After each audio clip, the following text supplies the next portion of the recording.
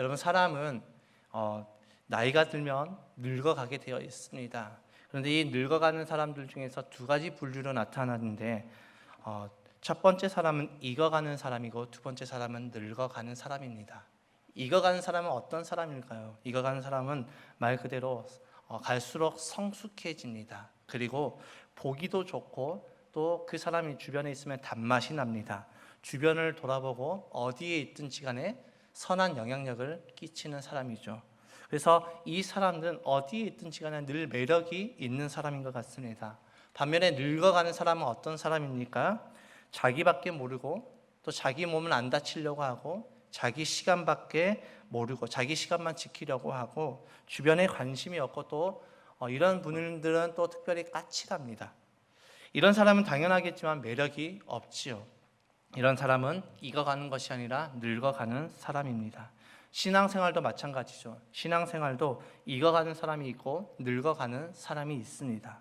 오늘 본문의 상황은 이제 연병이 그치곤 후에 이제 하나님께서 두 번째 인구조사를 명령하신 그런 상황이죠. 민수기 26장 1절과 2절의 말씀을 함께 읽겠습니다. 시작. 연병이 지나간 뒤에 주님께서 모세와 아론의 아들 제사장 엘르아살에게 말씀하셨다. 이스라엘 자손의 온 회중의 머릿수를 세어라. 20살부터 그 위로 이스라엘에서 군대에 나갈 수 있는 이들을 모두 조상의 가문별로 세어라. 여러분, 이 명령이 내리기 전 38년 전에 똑같이 하나님께서 이제 백성들을 향한 인구조사가 이루어졌습니다. 이 첫 번째 인구조사가 이루어졌을 때는 그 목적은 무엇이었냐면 전투, 그러니까 이제 출애굽에서 앞으로 이제 하나님께서 말씀하신 그 땅으로 가야 되는 그 상황 가운데서 전투와 광야 행진의 목적으로 첫 번째 인구조사를 했죠. 그때 결과는 총 60만 3,550명이었습니다.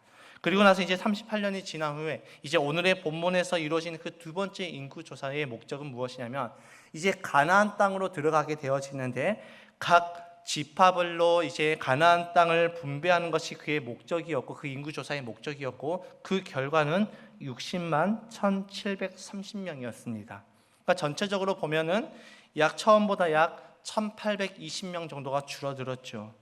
약간의 차이가 있지만 이 광야 38년 지난 동안에 어려움 중에서도 하나님께서 지켜주시고 보호해 주셨다는 것을 보여주는 대목이기도 합니다. 그 결과는 너무나도 놀랍게도 38년이 지났음에도 불구하고 큰 차이가 없습니다. 이것을 통해서 우리가 알 수 있는 것이 있죠. 그것은 무엇이냐면 믿음의 사람은 환경이 어려워서 죽는 것이 아니라는 것입니다. 이 광야라는 그 어려운 환경 속에서 38년을 지내는 동안에 하나님께서 그 시간 동안에 견디시고 또 살아갈 힘도 주셨기 때문에 그들의 수는 거의 줄어들지 않았다는 것이죠. 그래서 사람이 죽는 것은 무엇 때문이냐? 대부분이 환경 때문에 죽는 것이 아니라 믿음이 없어서 죽는 것임을 성경을 통해서 우리는 끊임없이 보게 되어집니다. 광야 38년 동안 이 백성들이 가장 많이 죽었던 그 사건들은 환경이 열악해서 죽었던 일들이 아니라 그들의 믿음이 없어서 하나님을 향해서 배반하고 반역하고 또 대들거나 원망하거나 그래서 죽은 사건들이 대부분입니다. 그러니까 하나님께서는 당신의 백성들을 광야로 보내시고 그들을 외면하신 것이 아니라 광야에서 38년 지난 동안 그들을 늘 지키시고 보호하셨음을 신명기 8장 4절에 그대로 기록되어져 있습니다. 함께 읽어보겠습니다. 시작. 지난 40년 동안 당신들의 몸에 걸친 옷이 헤어진 일이 없고 발이 부르튼 일도 없었습니다. 하나님께서 그들을 위해서 지켜주시고 보호하심으로 말미암아 그들에게 늘 공급해 주셨음을 이를 통해서 우리에게 보여주고 있죠. 그래서 우리가 광야를 통해서 알 수 있는 것이 무엇입니까? 광야는 우리를 괴롭히게 하는 것이 아니라 우리를 힘들게 하는 것이 아니라 광야는 우리가 하나님께로부터 버림받은 것이 아니라 우리의 믿음을 성숙하게 하는 신앙의 훈련소이며 하나님의 보호하심을 경험하는 것이라는 것이죠. 아무튼 두 번째 이 인구조사를 보게 되면 인구수가 늘어난 지파와 줄어든 지파로 나누어지는 것을 우리는 보게 되어집니다. 인구수가 늘어난 지파는 유다, 이사갈, 스불론, 베냐민, 단, 아셀, 므낫세 지파이며 줄어든 지파는 르우벤, 시므온, 갓, 에브라임, 납달리 지파였습니다. 여기서 우리가 인구수가 줄어든 지파 중에서 좀 주목해봐야 될 지파가 있는데 첫 번째 지파는 어디냐? 시므온 지파입니다. 여러분, 그들은 처음 인구조사 때보다 무려 37,100여 명이 줄어들었습니다. 그러니까 우리가 12지파를 조사했을 때 약 60만 명이라면 각 지파별로 5만 명 정도 된다라고 평균적으로 보게 되어지는데 그 중에서 37,000명이 줄었습니다. 이들은 12지파 중에서 최꼴찌입니다. 가장 작았다라고 말했던 그 베냐민 지파보다 훨씬 더 적었던 것이죠. 11위인 에브라임 지파와는 무려 1만 명 가까이가 차이가 납니다. 여러분, 이것은 결코 자연 감소의 결과가 아니죠. 자연스럽게 줄었더라면 이렇게 급격하게 줄 수가 없습니다. 그 원인이 무엇일까요? 성경을 통해서 우리는 세 가지 정도 원인을 찾아볼 수가 있는데 첫 번째 원인은 시므온 지파의 리더 시므리가 모압 여인과 음행에 앞장섰기 때문입니다. 이때 수많은 리더들이 함께 죽음을 당했습니다. 두 번째 원인은 연병으로 24,000명이 죽을 때 이때 죽은 사람의 대부분의 수가 시므온 지파의 사람들이었습니다. 리더가 죄에 앞장서니까 다른 사람들도 그 영향을 받아서 그런 결과가 나타납니다. 세 번째 원인은 신명기 33장에 모세가 이제 12지파를 향해서 축복을 하는데 이때 시므온 지파가 빠지게 됩니다. 이것은 모세가 나이가 많아서 기억력이 이제 감퇴하여져서 시므온 지파를 잊어버려서 깜빡하고 빼버린 것이 아니라 아마도 민수기 25장에 나오는 이 바알보을 사건 때문에 그런 일들이 이루어진 것으로 우리는 볼 수가 있습니다. 왜냐하면 이 사건 이후에 이 시므온 지파는 한동안 하나님의 축복을 받지 못했기 때문이죠. 여러분, 이 시므온 지파를 통해서 우리가 알 수 있는 것이 무엇입니까? 우리의 인생은 그냥 사는 것이 아니라 그냥 사는 것 같지만 결코 그런 것이 아니라는 것이죠. 우리의 인생은 결코 그냥 살아가는 것이 아닙니다. 그냥 사라지는 것이 아니죠. 하나님의 축복하심이 없으면 우리는 살아갈 수가 없습니다. 하나님이 여기서 말하는 하나님의 축복이 무엇입니까? 하나님의 돌보심, 하나님의 공급하심, 보호하심, 또 하나님께서 우리에게 부어주신 마음의 평안 등 하나님께로부터 오는 하나님의 놀라우신 그 사랑과 축복을 말하고 있습니다. 여러분, 돈이 있다가 다 잘 사는 것이 아닙니다. 돈이 아무리 많아도 그것을 누리지 못하고 그대로 죽게 되는 사람들도 허다하게 되어집니다. 우리가 이 땅에서 우리가 누릴 수 있는 것은 무엇입니까? 하나님께서 우리에게 주신 것을 진정으로 누릴 수 있게 되는 것이요. 여러분, 시므온 지파가 잠시 하나님의 축복에서 멀어지는 동안 어떤 결과가 이루어졌습니까? 그들의 인구수가 현저하게 감소가 되었음을 보게 되어집니다. 우리가 하나님과 멀어지면 멀어질수록 우리의 인생이 잘되고 대박나는 것처럼 보이지만 결코 그것이 아니라 우리가 사는 동안에 하나님 없이 우리가 무엇을 하든 우리의 결과는 좋지 않게 된다는 것이죠. 그렇기 때문에 우리도 사는 동안에 하나님 없이 무엇인가 하려고 하면 안 되는 것입니다. 우리가 또 여기서 두 번째로 주목해야 될 지파가 있습니다. 바로 르우벤 지파이죠. 그들은 첫 번째 인구조사에 비해서 약 2,770명이 줄었습니다. 숫자적으로 보면 그렇게 많이 준 것은 아니지만 그들이 줄어든 원인이 분명하기 때문에 이들의 지파도 한번 우리가 눈여겨봐야 됩니다. 민수기 26장 9절에서 10절의 말씀에 르우벤 지파가 인구수가 줄어든 그 원인에 대해서 이렇게 이야기하고 있습니다. 함께 읽겠습니다. 시작. 엘리압의 아들은 느무엘과 다단과 아비람이다. 다단과 아비람은 바로 모세와 아론에게 맞서 반역한 자들로서 고라의 무리가 주님께 대항하여 반역할 때에 그들 가운데 있었던 자들이며 회중에서 부름받은 자들이다. 땅이 그 입을 벌려 고라와 함께 그들도 삼켰다. 그 무리가 죽을 때에 불이 사람 250명을 살랐는데 그들은 본보기가 되었다. 아멘. 여러분, 르우벤 지파는 이 고라 무리가 이제 주님께 대항해서 반역할 때 함께 있다가 하나님의 심판을 받고 죽게 되는 그런 일들이 이루어집니다. 이 사건 때 르우벤 지파의 중간 리더들이 죽으면서 인구가 많이 줄어들게 되었죠. 그래서 우리가 이것을 통해서 우리에게 주시는 하나님의 교훈이 무엇입니까? 신앙생활을 하면서 우리가 어떤 상황에서도 하나님께 불순종과 반역에 참여하지 말아야 함을 말씀을 통해서 우리에게 보여주는 대목이기도 합니다. 여러분, 그렇다고 해서 우리가 이 땅에서 살아간 동안 내가 하나님을 거역했다고 해서 우리의 목숨이 바로 끊어지느냐? 그것은 결코 아니시오. 내가 하나님을 반역하고 내가 하나님을 부정해도 우리는 바로 죽지 않습니다. 왜냐하면 왜냐하면 지금은 하나님께서 우리의 그 모든 죄악들을 용서해 주셨고 그 죄의 문제들을 예수님께서 다 해결하여 주셨기 때문에 하나님의 그 징계와 심판이 즉각적으로 나타나지 않습니다. 그러나 우리가 계속 하나님을 멀리하면 멀리할수록 어떻게 되어집니까? 우리 인생 가운데 감소하게 되는 것들이 있음을 우리에게 보여주고 있죠. 이와 반대로 이 시므온과 르우벤 지파와 반대로 좋은 의미로 주목할 지파가 있습니다. 바로 므낫세 지파이죠. 이들은 무려 이 38년 동안 얼마나 늘었느냐? 2만 500명이나 늘었습니다. 거의 배에 가까운 숫자로 늘었죠. 이런 증가는 자연 증가로 보기에는 어렵죠. 급작스럽게 늘었다는 것은 하나님의 축복이었다라고 밖에 설명할 길이 없습니다. 그들이 하나님께로부터 복을 받은 이유에 대해서 성경을 통해서 우리가 추측해 볼 수 있는데, 그 원인은 그들은 하나님께 반역을 하거나 또 하나님께서 세우신 리더들에게 반역하지 않았던 것을 성경을 통해서 우리는 볼 수가 있습니다.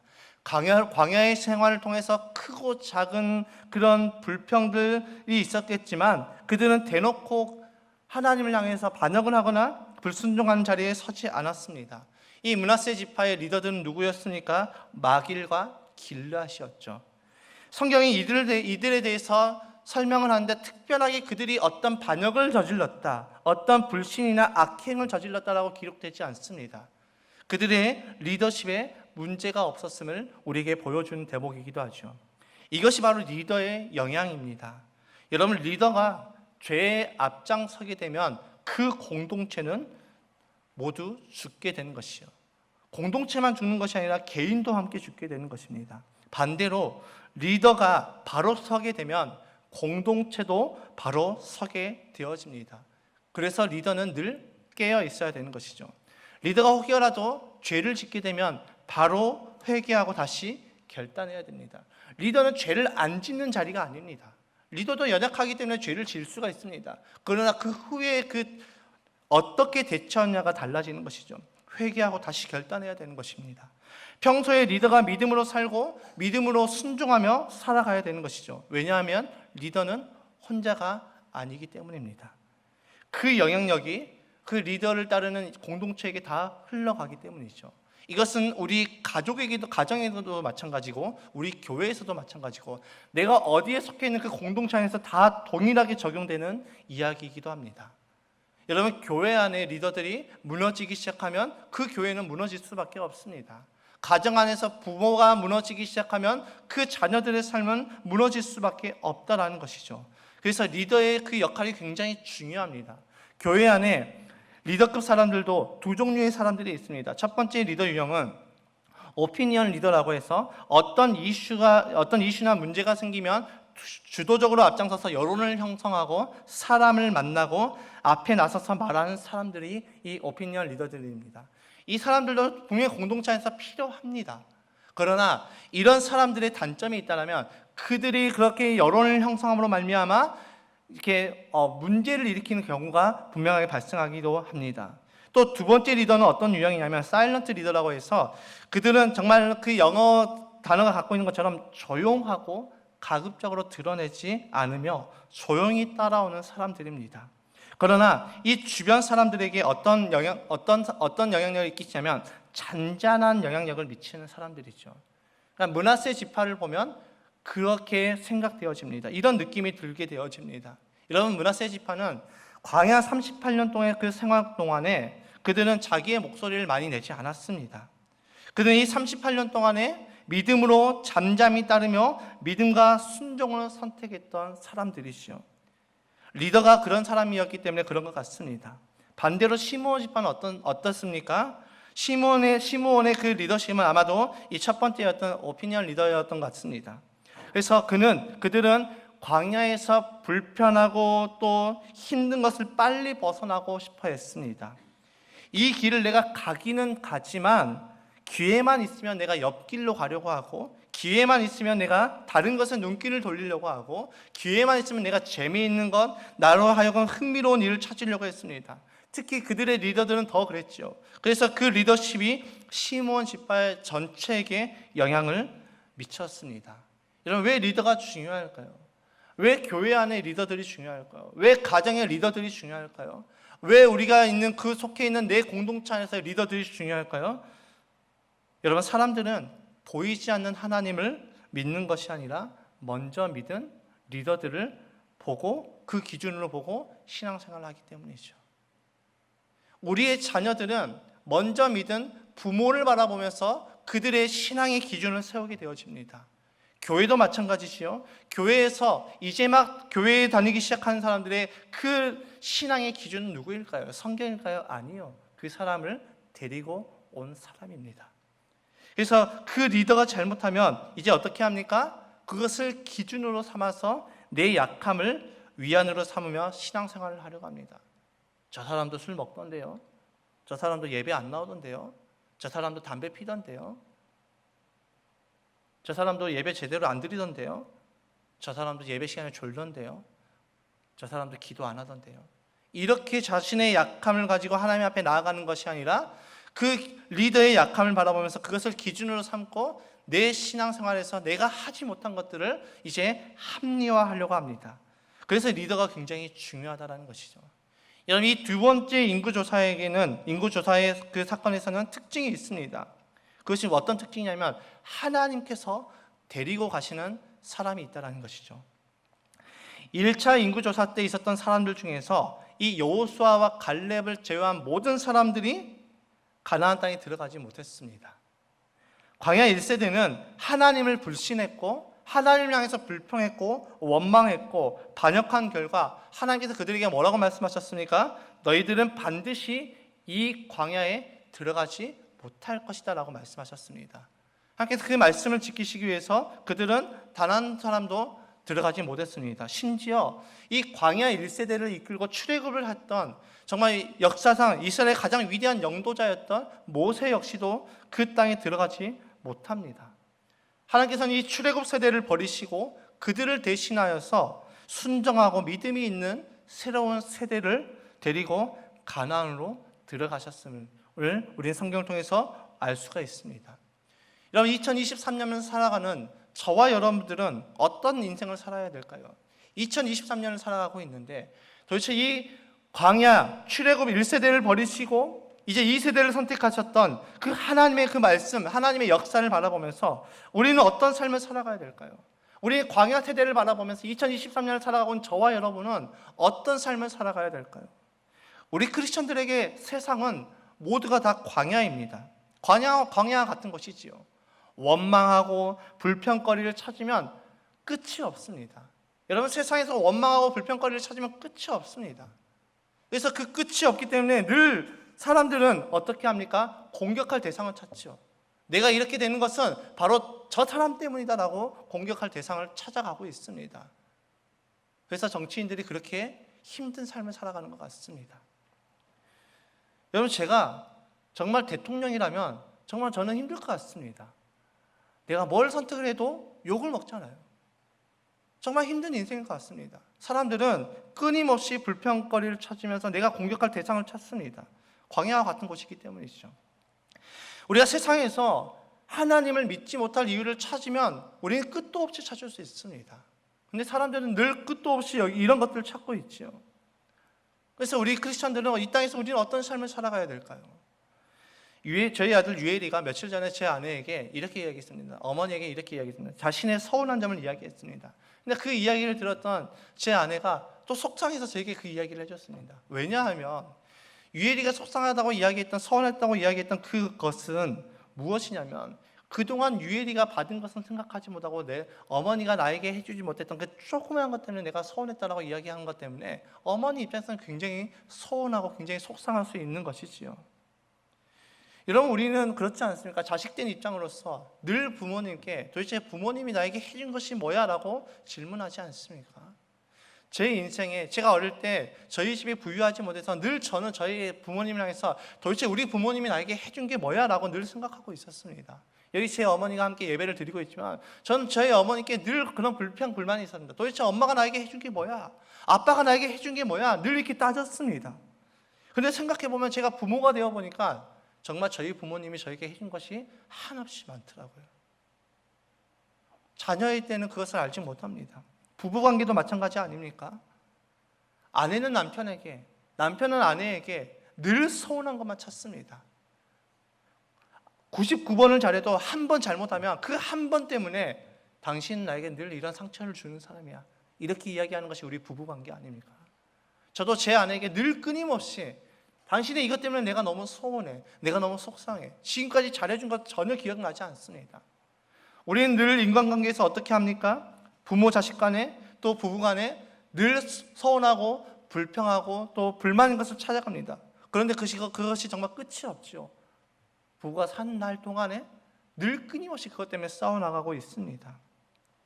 이것은 인간관계에서 끝나는 것이 아니라 하나님과의 관계에서도 마찬가지입니다. 여러분, 하나님을 향해서 내가 불평하고 불망하고 또 원망거리를 찾으면 한도 끝도 없습니다. 모든 것이 다 불평이죠. 모든 것이 다 불만이죠. 하나님, 저분은 왜 저렇게 복을 주신데 저는 왜 이렇게 살 수밖에 없습니까?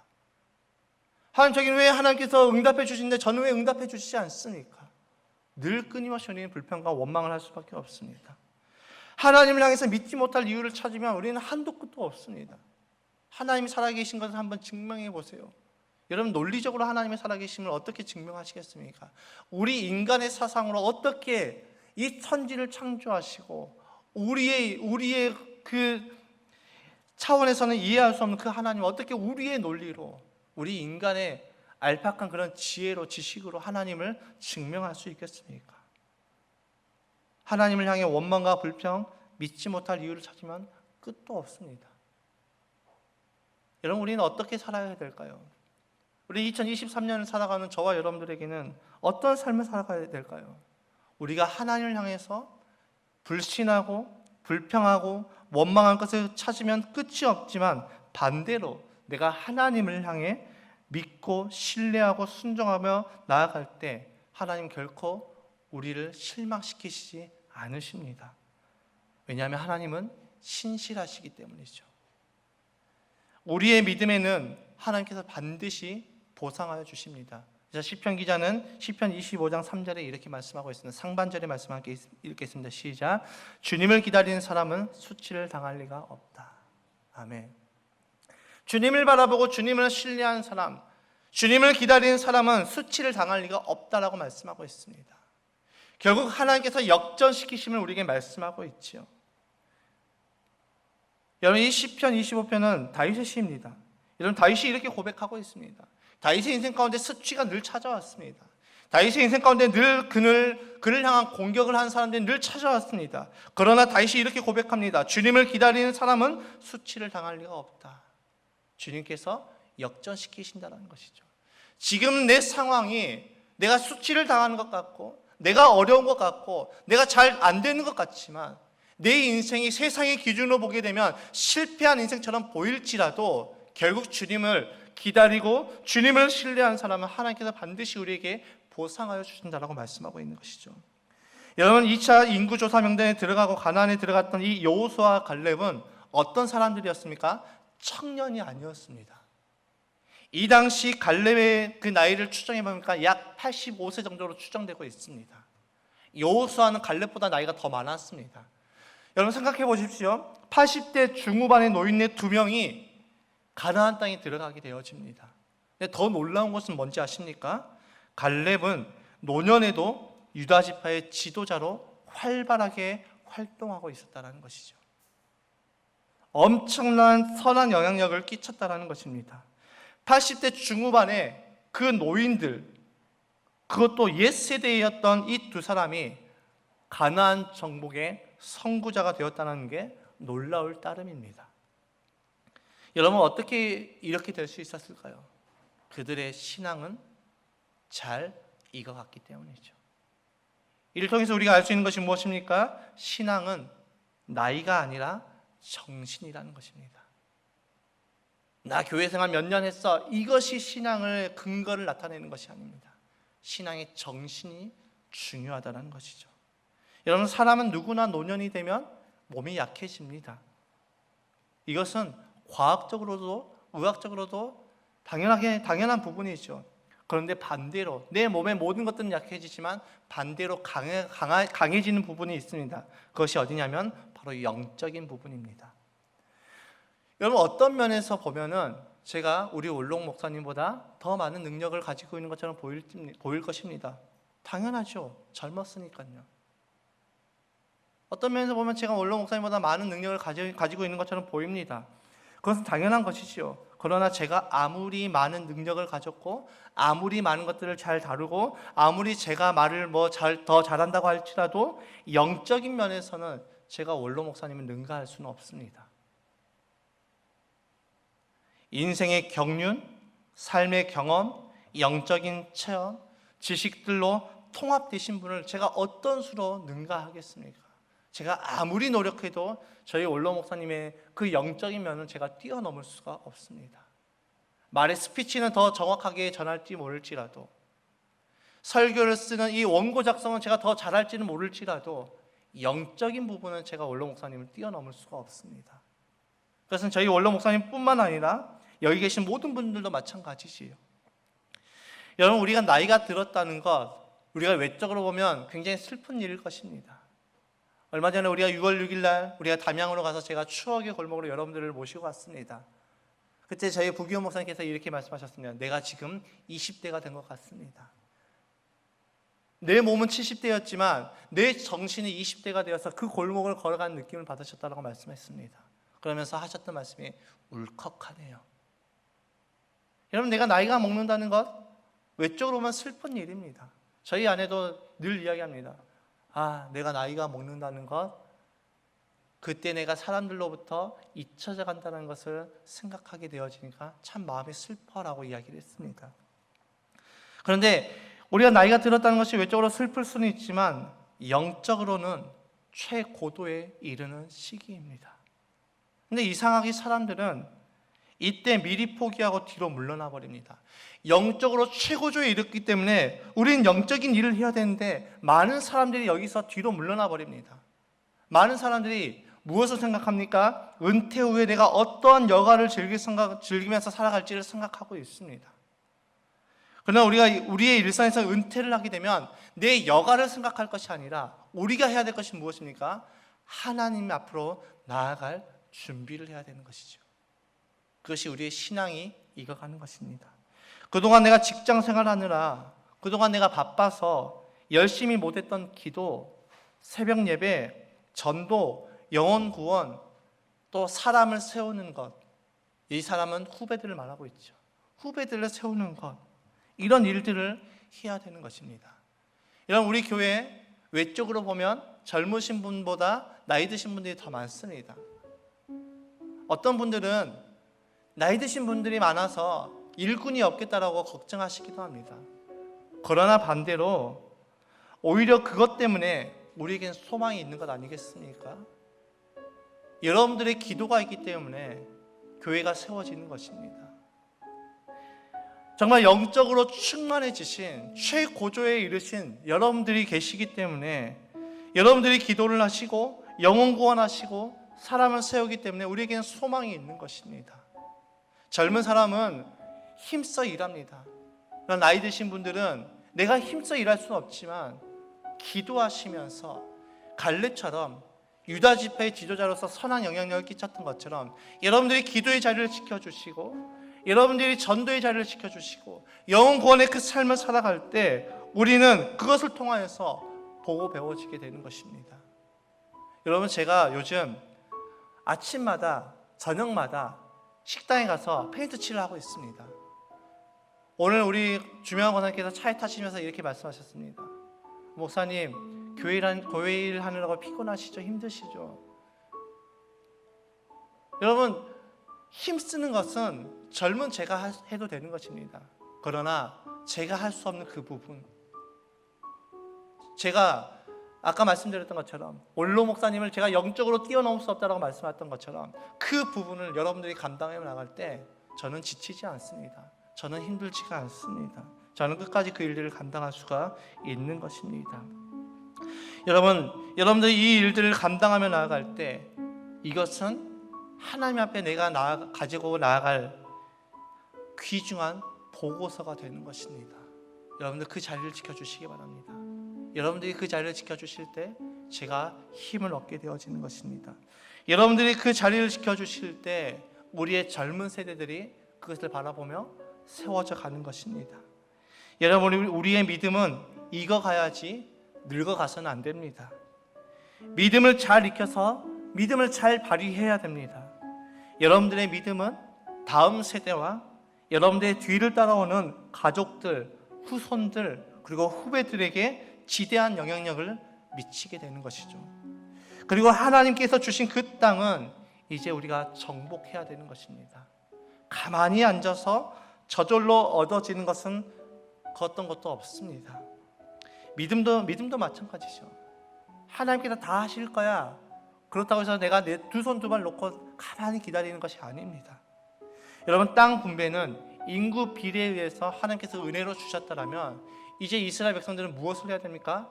그 땅으로 가서 정복 전쟁을 일으켜야 되는 것입니다. 하나님의 약속을 믿고 가서 싸워야 되는 것이죠. 여러분, 신앙은 결코 이론이나 철학이 아닙니다. 머리로 생각해서 끝나는 것이 아닙니다. 신앙은 무엇이냐면 이론이나 철학이 아니라 행동입니다. 하나님의 약속의 말씀을 받았다면 그 말씀을 붙잡고 싸워야지 그 말씀이 이루어지는 것이죠. 근데 수많은 사람들이 하나님의 약속의 말씀은 믿지만 행동하지 않습니다.